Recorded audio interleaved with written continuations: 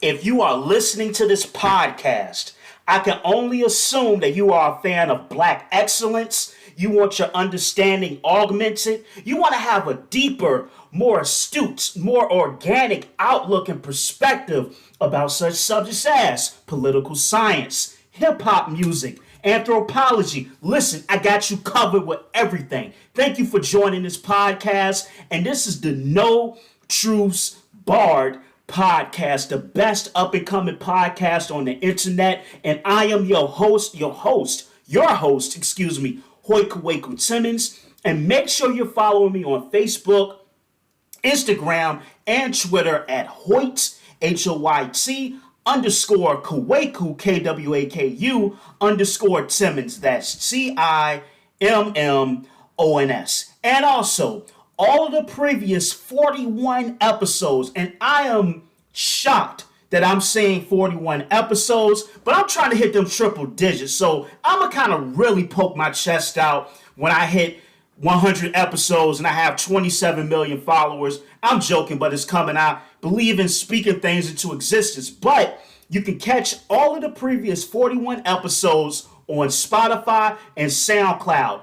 Also, I am working, I know I've been saying this for the past few episodes, on having No Truths Barred available on not only just SoundCloud and Spotify, but also Google Podcasts, also iTunes. So I'm really want to get that up there because I truly believe that not just the message that I am spreading, but also the different minds and the different guests that I'm going to have on. The information and the message and the perspective, it needs to be put out there because you never know what can help somebody, what word could bring peace or kind of like an enlightenment to someone as well. Also, if you are following me, please tell your friends, tell your family about No Truths Barred. Spread information about the podcast via word of mouth. I forgot, I almost submitted this. I will also be putting this episode, well, not this episode per se, but I'm working on getting a few episodes up on YouTube because that's just another outlet that I have not exploited yet. And today's podcast is also brought to you by a Richmond-based, Richmond-owned clothing line by the name of Iconic Clothing LLC. Look, I went and when you see the flyer for this episode, I actually purchased a shirt. The owner, the CEO of this company is a good friend of mine by the name of Floyd Peace, and he started Iconic Clothing LLC, and he also has a sneaker podcast called Soul Talk. So SOLE Talk. Make sure you check that out as well. And if you want to follow his page that's dedicated to his clothing line, it's Iconic Clothing LLC on Instagram. Please make sure you go on there, support, follow, share, anything as it relates to independent creatives, whether they be business owners, podcasters, musicians, artists, etc. We definitely have to support each other. And the more we support each other and the more we all become successful, we add more flavor to the culture. We add more diversity. There's more wealth for everyone. So we have to have an abundance mindset, not a scarcity mindset. And let's try to work together and see everyone win, not just one person. So once again, follow Iconic Clothing LLC on Instagram. Some of the hottest fashion out right now. I have my Manolo shirt, my t-shirt, my Manolo t-shirt, which you'll see on the flyer as well. So without further ado, I wanted to get into today's episode. And today's episode actually came about via the conversations I've had with several different people over the past few years. And it's a topic that I haven't really heard a lot of people really dive into, because I think we either don't have the knowledge on it or we never really directly experience the sorts of conversations which precipitated this particular topic that I'm going to briefly speak on tonight. So I'm not going to hold you guys too long. So I am a person where I'm definitely a student of history. I am a person where I am a fervent student of African American history. I consider myself an intermediate to kind of semi-advanced student expert on like African history, especially like pre-colonial African history, as it relates to West Africa and Central Africa. So those are things that I love to read about. I also love to read about the African, not only influence, but cultures that you would find in the Caribbean as well. So I titled this episode, and I love to give each episode a title because I think you can extrapolate a lot through a title because the title can speak volumes. I titled this particular episode Black on Bottom, Diaspora Divided.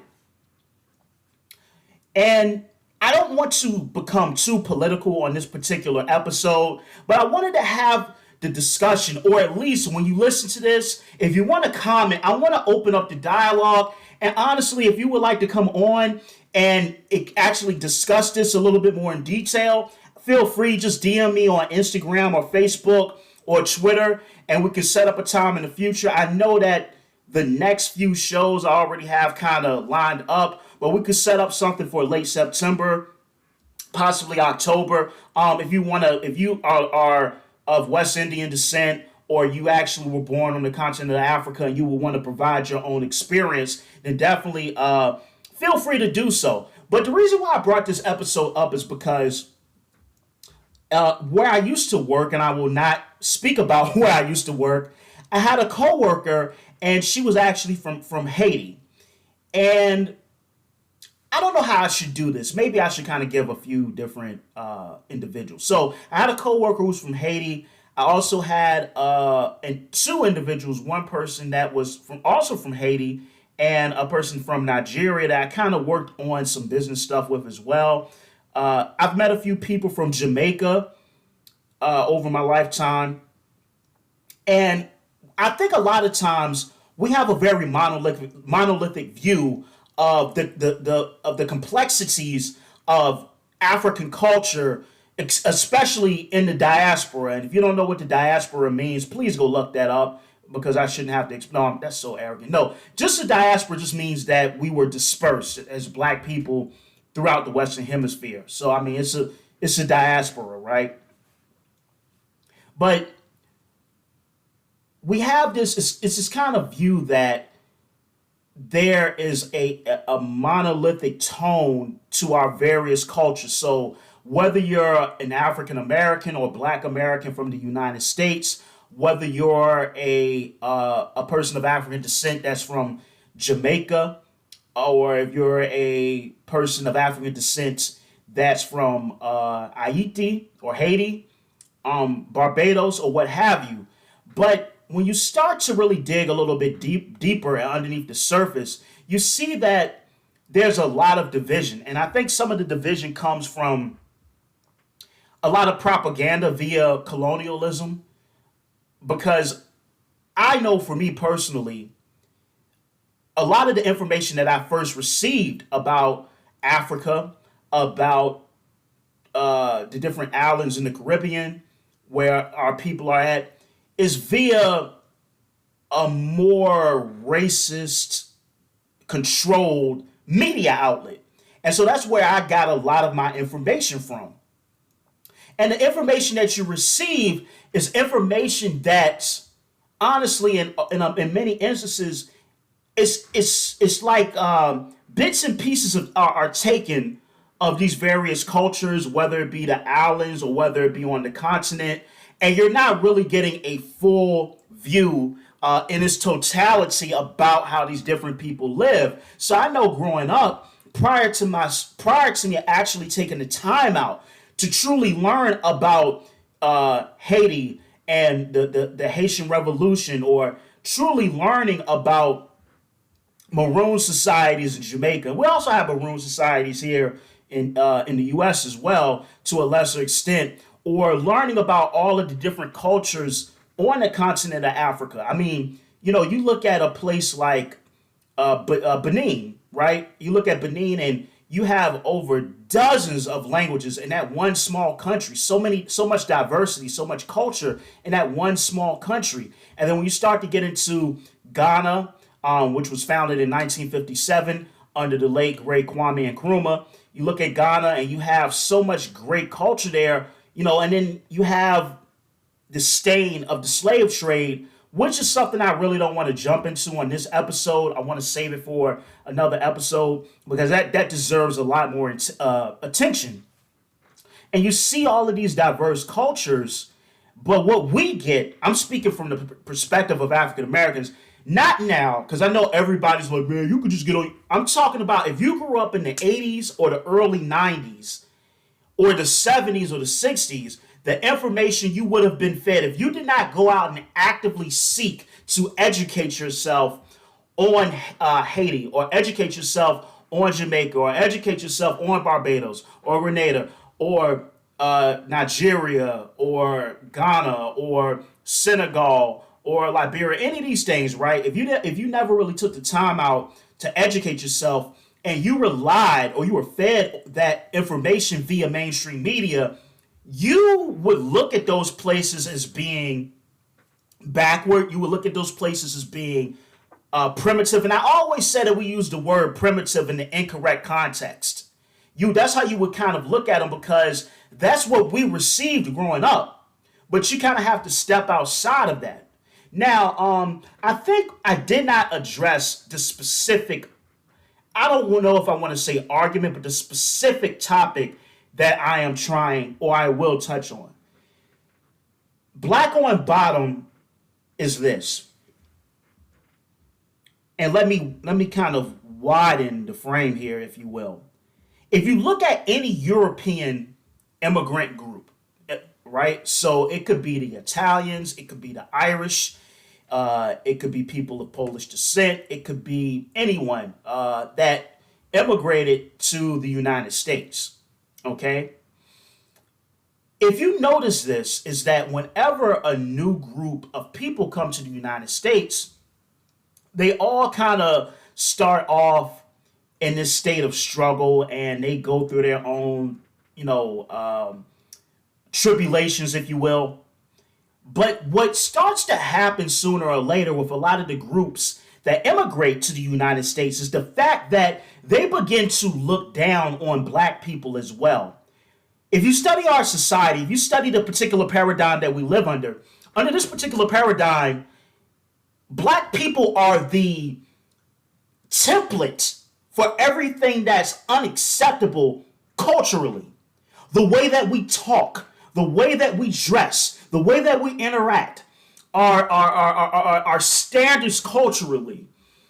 A lot of times we are seen as this kind of toxic example of culture within the United States. We're a subculture that any other group that wants to be seen as valid by mainstream culture, we are the culture that you should stay away from. We are the culture that, despite whether you are, white or, I don't like saying white and black because those terms right there are relatively recent. But if you're a person of European descent, or even if you're in the LGBT community, and this is something I want to touch on too with the LGBT, is that from what I've been told from people in that community, there's a huge problem with racism there. And that's something I don't feel I'm qualified to talk about because I'm not in that particular community. But there's a huge problem with racism there from what I've been told by people that's a part of that community. I think that'll be a good topic that I might have somebody on, and we can have a little bit of a dialogue about it. But back to the point is that Black Americans or African Americans were often used as what not to be. Our colloquialisms, anything about us is seen as abnormal and not the norm. And that's kind of one of my problems when you look at Black History Month, is that if you say Black History Month, and listen, I get it. When you go all the way back to Carter G. Woodson with Black History Week, I definitely understand all of it. I truly do, right? But when you look at Black History Month, I think what inadvertently happens, and I'm not saying this was done on purpose, not at all. That is not what I'm trying to imply with this. But But when you look at Black History Month and you're like, okay, this is Black History Month, but this is the Black History curriculum, it still kind of nudges us in that lane of being outside of the standard of what's considered acceptable and what's considered the norm when you talk about Black history. This is where I'm trying to go with this. And I'm going to tie everything up. Listen, I go on tangents because I love hearing myself talk. No, I'm joking. But when you look at Black history, the reality is this. Black history is not mutually exclusive from American history. Reality is, it is American history and it has to be treated as such. Until we address or atone for all of the copious amounts of racism that we go through and that we live with in this particular culture, Black history, it kind of can be isolated. And I don't want it to be isolated. It has to be seen as mainstream because if you remove, quote unquote, African American history from American history, there is no American history. Now, let's double back to my point about Black history and Black culture being the thing at the bottom, the thing that you don't want to be like, the thing that don't hang around them, don't associate with them, they're criminals, they're thugs, they're et cetera, et cetera, et cetera. That's what every group does when they come here. You look at, if you go and you study the Irish and how they were treated for a large part of their history here, it's kind of ironic that a lot of them now, not a lot, because I know Irish people, I don't like making generalizations, but you do have a kind of anti-Black sentiment within that community now that they are more accepted by mainstream culture. So a lot of times when immigrants come here, whether they be from Europe or whether they be from the islands or the continent of Africa, the goal, of course, is the freedom, the amenities here, some of the things that you can take advantage of, like our colleges, our trade schools, the advantages and becoming an entrepreneur. All of these things I can understand that you come here for and you exploit it, you take advantage of it, and I get it.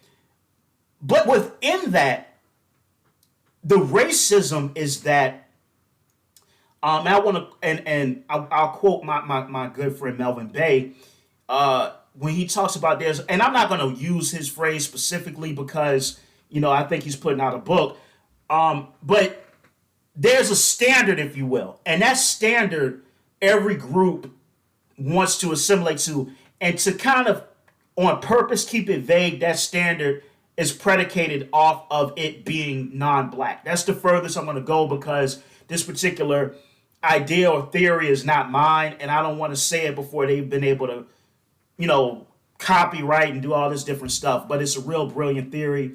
I'm going to have that brother back on sometime in the fall as well. But anyway, that's the problem. Now, as it relates to Black on bottom, diaspora divided, let me go into detail about some of these conversations that I've had over the years with people. So, for example, I worked with a young lady from Haiti, and I love Haitian people. I love Haitian culture, just off of the strength of how, from 1791 through 1804, how they basically gave the French hell.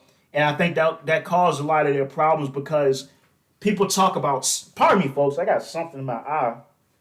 Pardon me. But people talk about, I got something else in my eye again. Trying to be passionate on this podcast tonight. Woo! But anyway, from 1791 through 1804, I commend them. And I think that was the issue is that people talk about the earthquakes in Haiti and the state that they're in and people worshiping the devil, all this foolishness, right? But the reality is the mistake that Haiti made, Haiti embarrassed these powerful European nations and they were forced to pay for it. That was not supposed to happen. But anyway, I have deep, deep, deep respect and admiration for the country of Haiti. So when I had a conversation with this young lady, we were talking about traveling, and she's mentioned some of the places that she's traveled to. I'm like, cool, that's great to travel. And then out of her mouth just came, yeah, black Americans don't travel. And I was like, oh, okay. Well, I mean, well, quite a few Americans in general don't travel. That was my response. I didn't expect that this conversation was about to take the turn that it did, but nonetheless, it did indeed take this particular turn. And when we were having this conversation, not only did she go into the fact that Black Americans don't travel, but she said something that I've heard from Jamaicans, people from Barbados, people from countries in the continent of Africa. She said this one particular thing. She said that Black Americans are lazy and we don't work hard.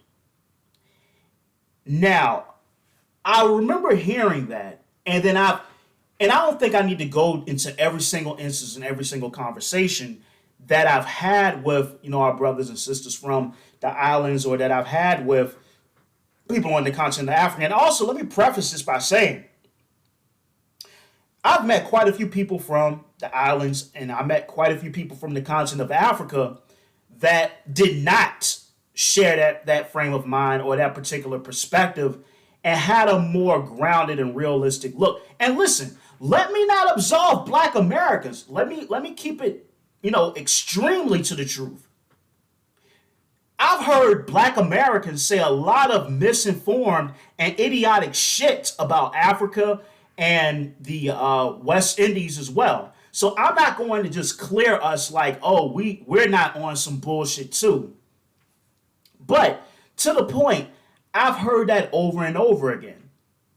I've also heard where women will say, I know a few women where they're like, hey, they're Jamaican family, or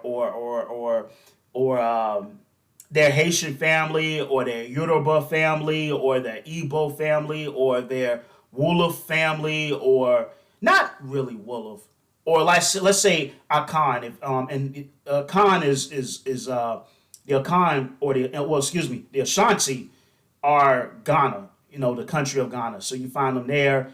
That was where the old Ashanti Empire was at, and the actual capital would have been in Kumasi, which is in northern Ghana. Accra, which is like a relatively new city, is like right there on the coast. And Accra, I think now is the capital, or has been the capital of Ghana since, it got its independence. But you get this perspective, right? And so I go back to a few different reasons as to why we have this perspective. I love what Dr. John Henry Clarke said. Dr. Clarke is one of my favorite historians, and he would always say that the only difference between all of us, whether, anywhere throughout the diaspora, the only difference between any of us is a boat stop. And I think that's so simplistic, but yet eloquent, and yet beautiful, and yet realistic, and yet captures the vast significance of what went down via the transatlantic slave trade. And it's the truth. And so I think a lot of these differences come from various mainstream propaganda outlets. Because if you're in Jamaica, or here in America, or Africa, and you've never met anyone, and you have this assumption, you have this this classification of character that's not really founded in reality, but is more so predicated upon the misinformation that you receive via all of these media outlets. If you're getting your information from that particular source, and then you want to use that particular information to generalize all Black people, then you're being miseducated and you're being misinformed. And basically, they're both one and the same. So, with this problem, that's one of them. the problem of mainstream media miseducation.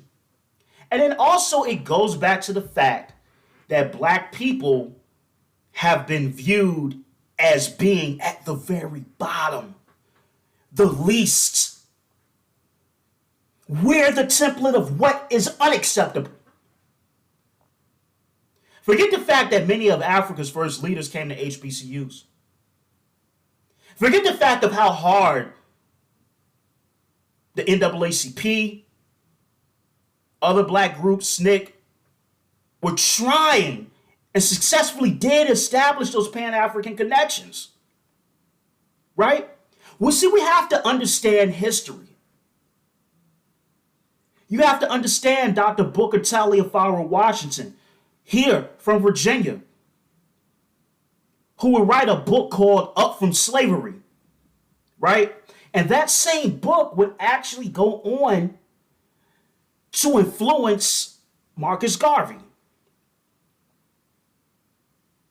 I didn't want to kind of go and turn this into a Black History podcast, but I'm kind of talking about some Black history tonight, just a little bit. I don't want to go too deep, right? So now, the reason why I mentioned Dr. Booker T. Washington and his influence on Garvey is the influence that Marcus Garvey, well, better yet, before Garvey, you had people like Dr. Edward Wilmot Blyden. You had people like Martin Delany,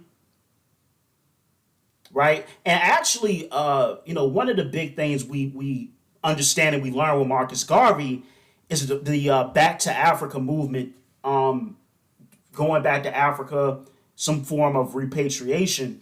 But Martin Delany, who actually was a peer of Frederick Douglass, he wanted to have black people go back to Africa way before Marcus Garvey. And he actually was looking at land amongst the Yoruba, which would be modern day Nigeria. But this was before, and he was a physician as well, and this was before the Civil War had broke out. And so that plan really never came to fruition. But the point with Garvey is that so many movements where, and listen, if you're, and I touch on a lot on this podcast, and I'm not a racist by any mean, but if you're a person that's not black and you listen to this episode, just understand that, look at it from the perspective, remove race, right? Although you shouldn't, because you have to understand the true nature of the situation, but just remove race and look at a group of people who have been the underdogs, oppressed, and who really want to have their own autonomy and have their own freedom and control their own destiny. That's an admirable thing. That is a thing that we praise every 4th of July when we look at the American Revolution. And then how did the British look at the Americans that were going against them? And speaking of the American Revolution, it just shows how everything is cross-pollinated. Look at the Battle of Savannah in 1779, where the French with the U.S., I think they actually might have lost that battle. Or did they win? I read so much sometimes information comes and just, but anyway, the biggest point of that battle is that you had over 800 Haitians that volunteered. I actually think they won. Pardon me. Over 800 Haitians that actually volunteered, and some of them were able to gain their freedom. And one of the most unique things is that these same people that fought in this revolution, they learned the skills, they learned the strategy, they learned the warfare, they learned the weapons, and they took that knowledge back to Haiti. And from there, they were also inspired to start or be pivotal in starting the Haitian Revolution. Once again, it started in 1791 and went all the way through January 1st, 1804. So everything is really heavily cross-pollinated. And like I said, a lot of Africa's first leaders came to HBCUs, but for some reason, at a certain point, that relationship has been lost. And we no longer recognize it anymore. But it's something that we have to address. Because if you look at, I had a good conversation with a young lady, and I'm trying to start to avoid like Facebook and Instagram debates, but sometimes I'm pulled, but I'll leave my comments and I leave. But it was a young lady, and we were conversing about kind of the same subject, and she indicated that her parents want her to marry like a Jamaican guy because African American men are lazy and we walk around with our pants down and hanging and we're thugs and all of this different stuff, right? Now, can you find that in the black community? Of course, you can find that within the black community. I'm not trying to say that those particular elements do not exist within the black community.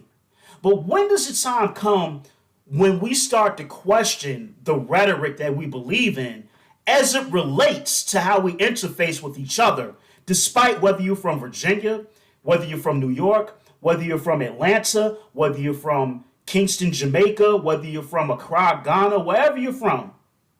When do we start to understand that we've all been equally misinformed about one another?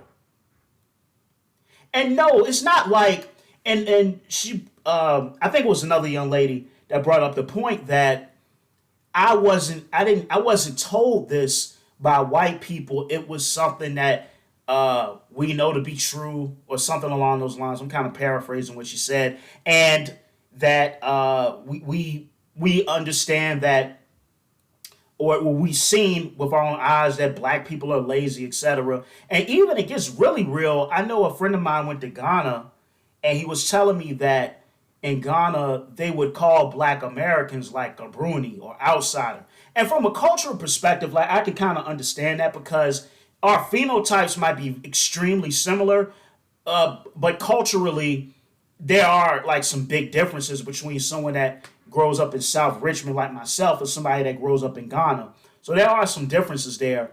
And I've been told, and I've actually heard one time where this guy from Nigeria would refer to black Americans as Akata. And Akata, from what I've researched and what I've read a few different translations or a few different meanings. So one is like wild cat or feral cat or animal, or I think someone without home. I've seen a lot of different interpretations of that. I remember this is a long time ago. This African brother and a sister got into an argument, and he called her a cotton picker. You know, your people were cotton pickers, and et cetera, et cetera. And I'll call her an associate from where was she from? Gambia. And I remember I was talking to her one day, and she kind of had this.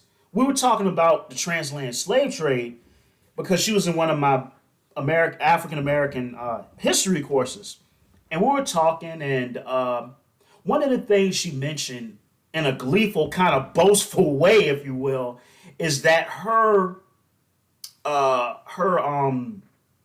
great great grandfather was a slave trader, and she said something to the effect like, "Oh, my grandfather would have sold your people." But I'm like, yeah, but your grandfather could have got sold as well. The slave trade was so complex. You could be selling people, and then you get sold. You could get, your family might decide to sell you because you disgraced them. It got really it's so much we don't understand about the transatlantic slave trade. It's just so complex, and there's so much information and so many ways people can. Matter of fact, here's another one that we don't talk about.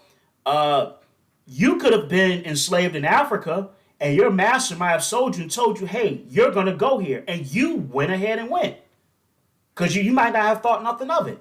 It's a lot of different stuff that, like I said, I don't want to get too deep into, but it's a lot of different variables and facets of the slave trade.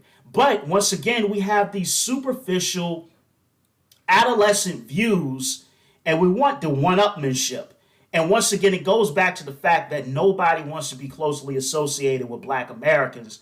And so many times we want to reach out, we want to work with a lot of other people, but the problem is that those people don't really want to work with us, and those people don't really want to be on our side. And that's a problem that we always have to deal with. So where does this end and where does it go? And this episode was inspired. I wanted to touch on this. We have to look in as much as we hate to talk about slavery, as much pain as talking about slavery brings, as much embarrassment, yes, I said embarrassment, as slavery brings. Because, so many people want to talk about Mali or Futajalan and the Sokoto Caliphate or Kanin Borno or ancient Kemet or Egypt or what have you, all this other stuff. And we don't really want to talk about the slave trade. We want to circumvent or hop over and leave it alone because we still have that shame. And until we atone and have truly transparent and candid discussions about the ramifications of slavery and how the whole world, honestly, till this day is still affected by things that would have went on during that particular epoch, we're never truly going to have the healing that we need. And I pointed out slavery, and I was saying that until we, as black people, period, whether you're here in North America, whether you're in the islands, whether you're on the continent of Africa, until we truly, I don't want to say embrace, but understand that connection point for us all, that no matter what island our people might have landed on, no matter if you're still on the continent, because you have to look at all of the labor and manpower that went out of the continent due to the transatlantic slave trade. And that comes from short-sightedness, being short-sighted, and not really looking at the true ramifications of these decisions and how the long-term effects. Some people tried to fight it. Some people didn't want to get involved. You look at people like Agaja Trudeau II, some of the things he tried to do. So there were people that were trying, but with the slave trade, it just was so ill because, yeah, you could say, well, we're not going to participate, but they're selling arms to these people over here and these people over here, and they may want to come and, fuck your whole shit up. So you, out of necessity, might have to deal in slaves. It was a guy that was a slave trader when Britain didn't want made the transatlantic slave trade illegal. I think it was like 1807, 1808. I remember reading it was this one slave trader in Ghana, and he just had all these people that were willing to get sold. He wrote like this long, crazy letter about why you're ending this and how much money was made and all this stuff. It was really a way of life for the world. And I know people like to talk about Africans selling Africans, but I mean, what about Europeans that were sold by other Europeans in North Africa? There were rare documentations of white slaves all the way as far beneath the Sahara as Mali. So it's a event in our history, I think, that we don't truly discuss and we don't really have a good understanding or interpretation of. And until we do, we're going to have this mutually exclusive separatist look at one another. And look, I get it. There are major differences culturally. There are. And I'm not saying they don't exist. But how long do we accept propaganda about each other when we all have been adversely affected by events that have transpired over the past 400 years? I mean, unless you take the time out to really understand it, you may not see the importance. Also, my final message, and I'm going to wrap this up. I'm kind of going over time. I didn't mean to go the podcast to actually go this long, but I'm going to wrap this up with this. If you are from the continent of Africa, whatever country you're coming from, if you are coming from any of the islands, whatever island you're coming from, and you come here, why do you come here? Because at a certain point, you realize that it would behoove you to come to this country Because there are opportunities here that exist that may not exist where you're from. That doesn't make this place superior to where you're from or inferior. There are opportunities that you can capitalize on here. So I understand, right? But keep this in mind. Keep this in mind. When you see Black Americans, I want you to look up a few things. I want you to look at the nature of slavery here in the United States. Okay? I want you to look that up. I want you to look up Reconstruction. I want you to look up redlining. I want you to look up Jim Crow. Okay? The federal government actually forbid banks from giving Black people loans for homes, for land. I want you to study the Homestead Act, all these different things, okay? I want you to think about all of this stuff. I also want you to think that on the eve of the Civil War, Mississippi slave plantation owners were some of the richest people on the planet. I also want you to know that a lot of the investments made on Wall Street, and the wall was designed as a barrier to try to keep indigenous tribes out from killing these Dutch, I believe, or in New Amsterdam or what have you. I want you to look up all of this. Now, there's a point. There's a point that I'm getting to. I'm gonna wrap this up. When you come here and you see this land of opportunity, one of the reasons why it is the way it is that there was a leisure class, not only in this society, but in Europe that the world had never seen. And why did that leisure class exist? Because of the preponderance of slavery here in the United States. Okay? That's why that leisure class existed. What I will say is this. The freedoms and the luxuries that many Americans enjoy and take for granted are a product of the free labor that was provided in this country by Black Americans or African Americans, right? So when you come here, don't be so quick to look down on us. Don't be so quick to call us lazy. Don't be so quick to say that we need to improve and to have nothing but castigation for us. Revere the civil rights movement. Revere people like W.B. Du Bois. Revere Dr. Booker T. Washington. Revere Ida B. Wells. Revere Shirley Chisholm. Revere SNCC. Revere Henry Highland Garnett. Okay? Revere Dr. Martin Luther King Jr. The luxuries that you're afforded to come here from the continent of Africa or the islands, and heck, even European immigrants as well, they do not exist without the blood, labor, and sweat equity of Black Americans. Acknowledge that. Listen, this has been episode 42 of No Truths Barred, Black on Bottom, Diaspora Divided. Listen, thank you so much. And also, let me shout out again, this podcast was brought to you. Got my sponsor of Iconic Clothing LLC. Make sure you follow Iconic Clothing LLC on Instagram for your flyers, t-shirts, sweatpants, and hoodies. And make sure you follow the Soul Talk podcast as well, which you can find on the Iconic Clothing LLC page. And the Soul Talk is SOLETALK. And once again, make sure you're following me on Instagram, Facebook, and Twitter at Hoyt, HOYT, Kwaku, _Kwaku, KWAKU, _Timmons. That's